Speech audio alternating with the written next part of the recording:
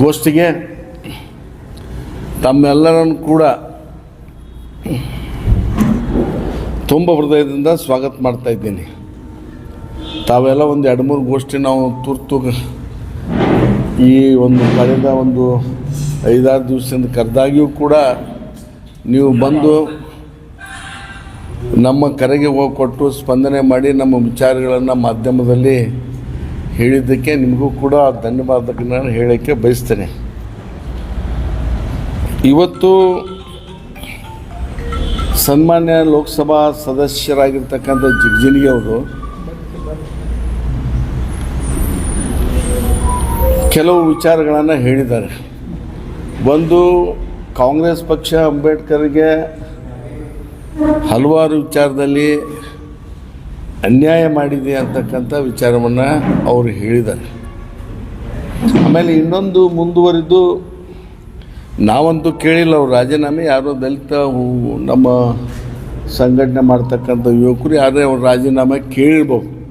ತಾವು ಮಾಧ್ಯಮದವ್ರು ಅವ್ರಿಗೆ ಕೇಳಿರ್ಕಂತಂತ ನಿಮ್ಮ ರಾಜೀನಾಮೆಯನ್ನು ಅವ್ರು ದಲಿತರು ಕೇಳಕತ್ತಾರ ಅಂಥೇಳಿ ಅವ್ರೇನು ನಮಗೇನು ಹೋಟ್ ಹಾಕ್ಯಾರೇನು, ನನ್ನ ತಂಟೆಗೆ ಬಂದ್ರೆ ನೋಡ್ರಿ ಅಂಥೇಳಿ ಅನ್ನೋ ಮಾತನ್ನು ನಿಮ್ಮ ಮಾಧ್ಯಮದಲ್ಲಿ ನಾವೆಲ್ಲ ನೋಡಿದ್ದೇವೆ.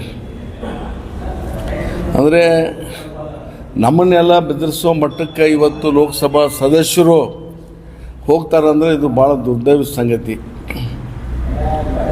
ಒಂದು ವಿಚಾರವನ್ನು ಮೊದಲನೇದಾಗಿ ನಾನು ಪ್ರಾರಂಭ ಮಾಡ್ತಕ್ಕಂಥ ಬಾಬಾ ಸಾಹೇಬ್ ಅಂಬೇಡ್ಕರ್ ಅವರಿಗೆ ಕಾಂಗ್ರೆಸ್ ಪಕ್ಷ ಅವರು ನಿಧನರಾದಾಗ ದಿಲ್ಲಿಯಲ್ಲಿ ಜಾಗ ಕೊಡಲಿಲ್ಲ ಅಂತಕ್ಕಂಥ ಒಂದು ದೊಡ್ಡ ಆಪಾದನೆಯನ್ನು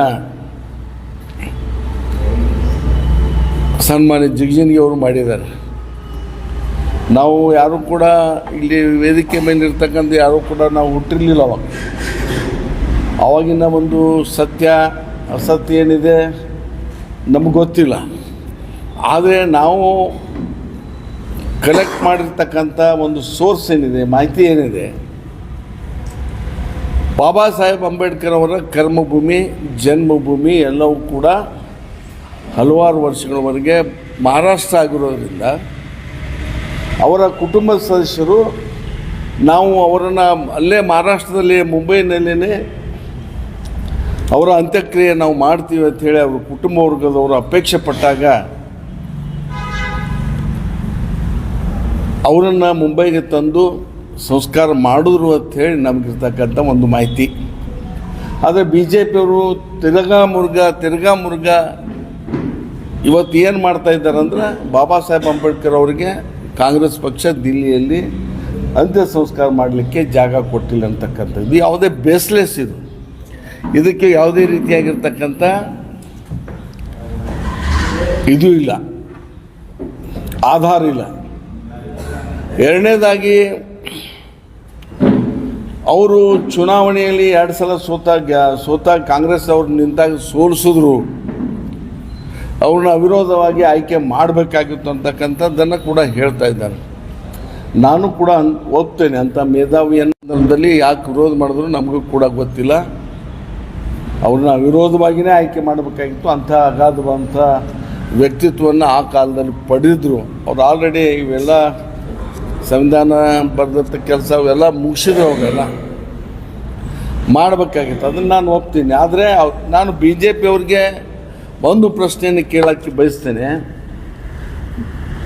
ನೀವು ಕೂಡ ಅಸ್ತಿತ್ವದಲ್ಲಿದ್ದರೆ ಜನಸಂಘ ಸಂಸ್ಥೆ ಮುಖಾಂತರ ಬಿ ಜೆ ಪಿಯವರ ಅಸ್ತಿತ್ವ ಕೂಡ ಆ ಸಂದರ್ಭದಲ್ಲಿ ಇತ್ತು. ಬಿ ಜೆ ಪಿಯವ್ರ ಅಸ್ತಿತ್ವ ಜನಸಂಘದ ಮುಖಾಂತರ. ಮತ್ತು ಜನಸಂಘದವರು ಯಾರಾದರೂ ಹೋಗಿ ಬಾಬಾ ಸಾಹೇಬ್ ಅಂಬೇಡ್ಕರ್ ಕಾಂಗ್ರೆಸ್ ಸೋಲಿಸ್ತಾ ಇದ್ದಾರೆ, ಅವ್ರನ್ನ ವಿರೋಧ ಮಾಡ್ತಾ ಇದ್ದಾರೆ, ನಾವು ಅವ್ರ ಬೆಂಬಲಿಗೆ ನಿಂತು ಅವ್ರನ್ನ ಗೆಲ್ಲಿಸ್ಬೇಕಂತಕ್ಕಂಥ ವಿಚಾರ ನೀವೇನಾದರೂ ಮಾಡಿದರೆ, ಅಥವಾ ನೀವೇನಾದರೂ ಸಹಾಯ ಮಾಡಿದ್ದೀರಾ? ನೀವೇನಾದರೂ ಸಹಾಯ ಮಾಡಿದ್ರಾ, ನೀವು ಬೆಂಬಲಿಸಿದ್ರ, ನೀವು ಮಾತನಾಡ್ತಕ್ಕಂಥ ವಿಚಾರಕ್ಕೆ ಒಂದು ನೈತಿಕ ಬಲ ಬರ್ತಿತ್ತು.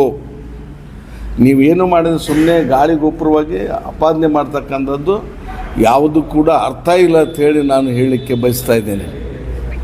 ನಾನು ಒಪ್ತೇನೆ, ಬಾಬಾ ಸಾಹೇಬ್ ಅಂಬೇಡ್ಕರ್ನ ಅವಿರೋಧವಾಗಿ ಲೋಕಸಭೆಗೆ ಆಯ್ಕೆ ಮಾಡಬೇಕಾಗಿತ್ತು. ಅದರಲ್ಲಿ ಯಾರು ತಪ್ಪಿದೆ ನಮ್ಗೆ ಗೊತ್ತಿಲ್ಲ, ಅದನ್ನು ನಾವೆಲ್ಲರೂ ಕೂಡ ಒಪ್ತಾ ಇದ್ದೇವೆ. ಆದರೆ ಕಾಂಗ್ರೆಸ್ನವ್ರು ವಿರೋಧ ಮಾಡಾಗ ನೀವ್ಯಾಕೆ ಅವ್ರನ್ನ ಗೆಲ್ಲಿಸೋ ಪ್ರಯತ್ನ ಮಾಡಲಿಲ್ಲ, ನಿಮ್ಮ ಅಸ್ತಿತ್ವ ಕೂಡ ಅವಾಗಿತ್ತು ಅಂತಕ್ಕಂಥದ್ದು ನಾನು ಹೇಳಲಿಕ್ಕೆ ಬಯಸ್ತಾ ಇದ್ದೇನೆ. ಇನ್ನೊಂದು ಭಾರತ ರತ್ನ ಕೊಡಲಿಲ್ಲ,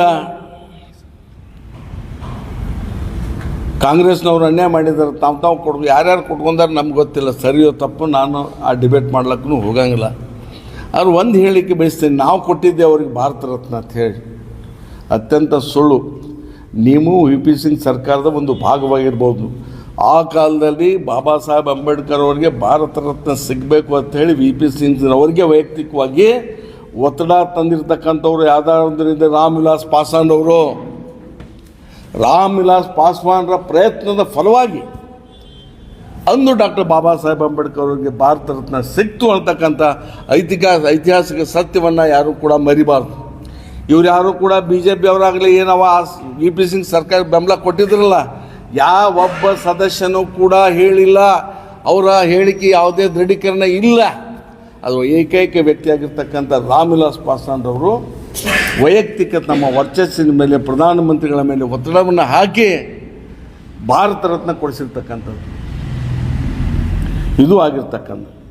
ಇನ್ನು ಈ ವಿಚಾರಗಳ ಬಗ್ಗೆ ಸನ್ಮಾನ್ಯ ಜಗ್ಜಿನ್ ಅವರು, ನಾನು ರಾಜಕೀಯವಾಗಿ ಅದನ್ನು ಬಳಸ್ಕೋಬಾರ್ದು, ಲೋಕಸಭೆಯಲ್ಲಿ ಅದರ ಎದುರಿಗೆ ನಿಂತಾಗ ನಾನು ಏನು ನನ್ನ ಪಕ್ಷ ಸಿದ್ಧಾಂತ, ನಾನು ನಮ್ಮ ಕಾರ್ಯಕರ್ತರೊಂದಿಗೆ ನಾನು ಚುನಾವಣೆ ಮಾಡ್ತಾಯಿದ್ದೆ.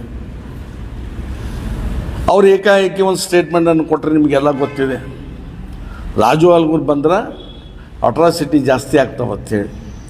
ನಾನು ಮತ್ತೊಮ್ಮೆ ಪುನಃ ನಿಮ್ಮನ್ನೆಲ್ಲ ಕರೆದು